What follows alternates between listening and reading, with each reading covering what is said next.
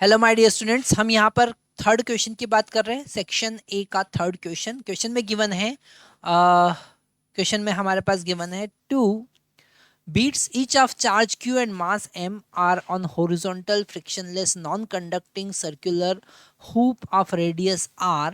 One of bead is glued to the hoop at some point while other one perform small oscillation about its equilibrium position along the hoop.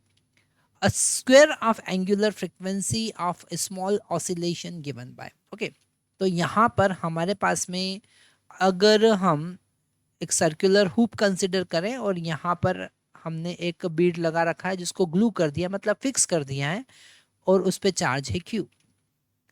इसके just opposite, क्योंकि दोनों एक दूसरे को REPL करेंगे तो diametrically opposite यहाँ पर चार्ज कहीं क्यू रखा होगा, और इसे अगर हमने स्मॉल डिस्प्लेसमेंट दिया है तो ये यहाँ पे पहुंच गया। दोनों के बीच में इलेक्ट्रोस्टैटिक रिपल्सिव फोर्स लगेगा और वो F होगा।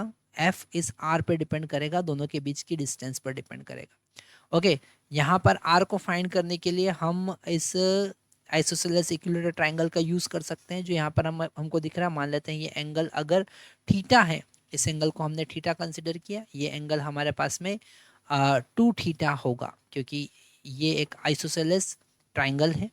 ओके, तो यहाँ पर थीटा थीटा इक्वल होंगे, ये रेडियस रेडियस इक्वल होंगे। ओके, तो यहाँ पर r का वैल्यू निकालने के लिए हम सिंपल सा इसके ऊपर एक परपेंडिकुलर डालेंगे, तो r/2 का वैल्यू जो होगा वो कैपिटल R cos थीटा के बराबर होगा, है ना। मतलब r इक्वल टू हम लिखेंगे 2r cos थीटा।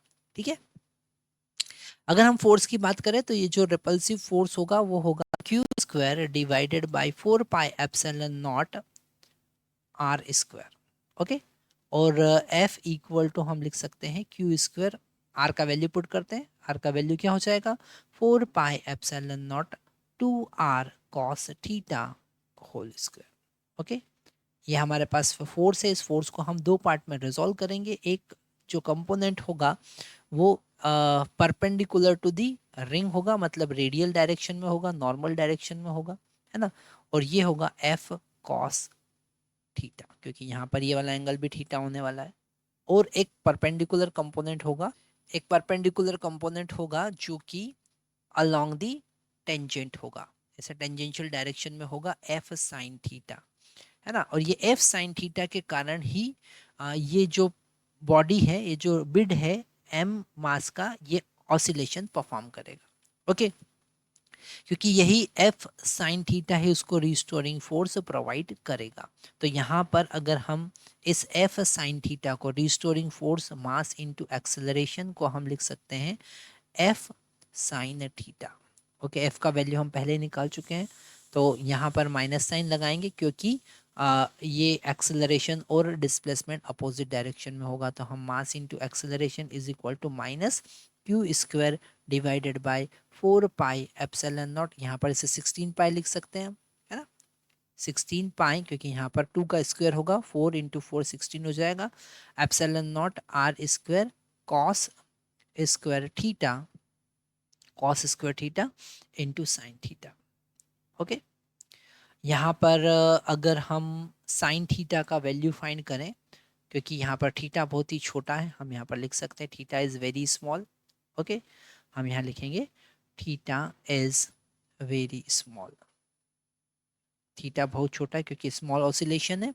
तो साइन थीटा को अप्रोक्सीमेट हम थीटा लिख सकते हैं, है ना, थीटा लिख सकते हैं, अप्रोक्सीमेट हम थीटा लिख सकते हैं। और ये हो जाएगा, अगर हम यहाँ पर ये जो डिस्प्लेसमेंट है इसे x कंसिडर करें, इस आर्क को अगर हम x कंसिडर करें तो यहाँ पर 2 theta equal to x by r होगा। मतलब अगर हम देखें तो theta equal to x by 2r होगा।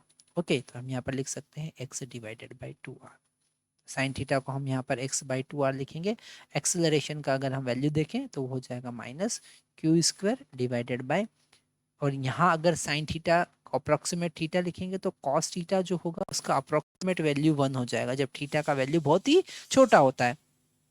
तो 16 epsilon naught r square cos square theta 1 हो जाएगा यहाँ पर, और साइन थीटा का value x divided by 2r हम रखने वाले हैं, पाई भी यहाँ पर आएगा। ठीक है, तो अगर हम इससे जनरल इक्वेशन से कंपेयर कर रहे हैं, जनरल इक्वेशन क्या होता है, जनरल इक्वेशन होता है a is equal to minus omega square x.